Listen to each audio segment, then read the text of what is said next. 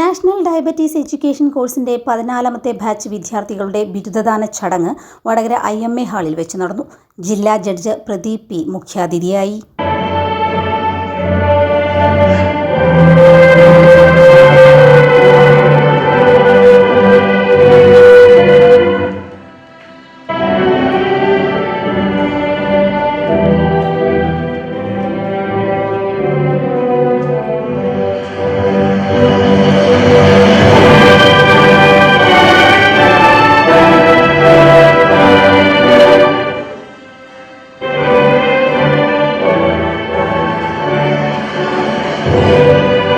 So I am happy to see that here, out of 21, 18 are female candidates. Congratulations to each one of you. We know that diabetes, I already stated that my knowledge in science is too poor. Even then, from the reading I understood that diabetes is one of the worst diseases which is affected by many people in India. Now the statistics has already been given by Dr. Afroz. We know that Kerala is the worst in India with respect to the health sector. We used to say so. At least we used to say that Kerala is the best in India with respect to the health sector. Doctor Muhammad Afroz diabetes educator എന്ന തസ്തികയുടെ പ്രാധാന്യത്തെക്കുറിച്ച് സംസാരിച്ചു.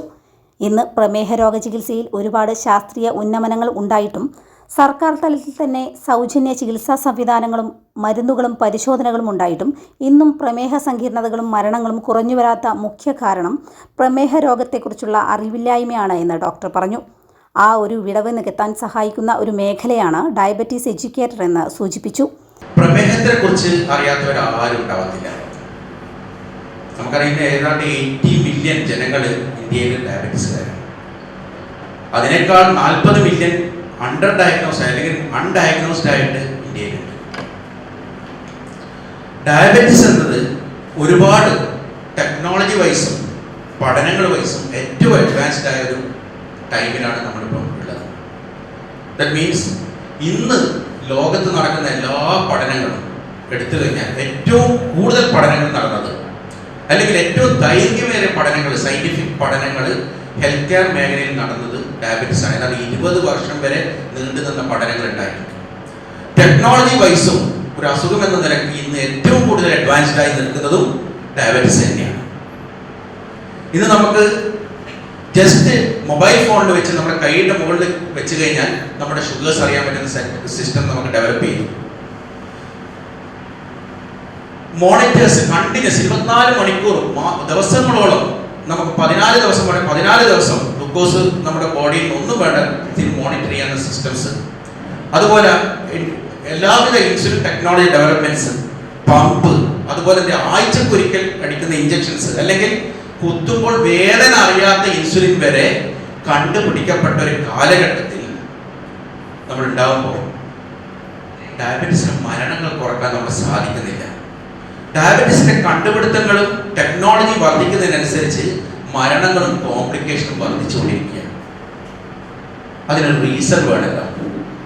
നമുക്ക് നമ്മുടെ ചുറ്റുപാട് നോക്കിക്കഴിഞ്ഞാൽ diabetes കാരണമുള്ള നമ്മൾ പലപ്പോഴും ഡയബറ്റീസ് ആയിട്ട് മുദ്ര കുത്താറുണ്ട്. ഹാർട്ട് അറ്റാക്ക് ആയിട്ടും കിഡ്നി ഫെയിലർ ആയിട്ടും അല്ലെങ്കിൽ സെപ്സിസ് ആയിട്ടും അല്ലെങ്കിൽ കാലിന്റെ വിരൽ മുറിച്ച് മാറ്റിപ്പെട്ടതായിട്ടോ അല്ലെങ്കിൽ കണ്ണിന്റെ പ്രശ്നങ്ങളായിട്ടോ ഈ കാരണം കൊണ്ട് മരണപ്പെട്ടു എന്നാണ് സാധാരണ പറയാറ്. പക്ഷേ ഈ വ്യക്തിയെ സംബന്ധിച്ചിടത്തോളം യഥാർത്ഥ വില്ലൻ ഈ ഡയബറ്റിസ് ആണ് എന്നതാണ് വാസ്തവം.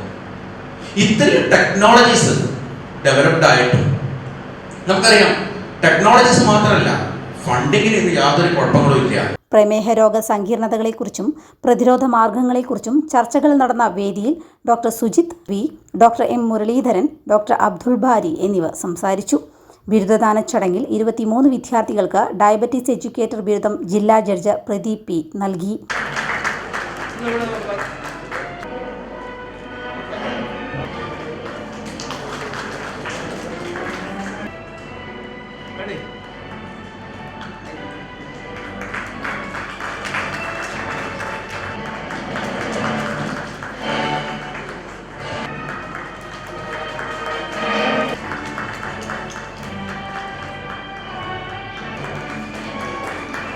ബന്ധപ്പെടാം.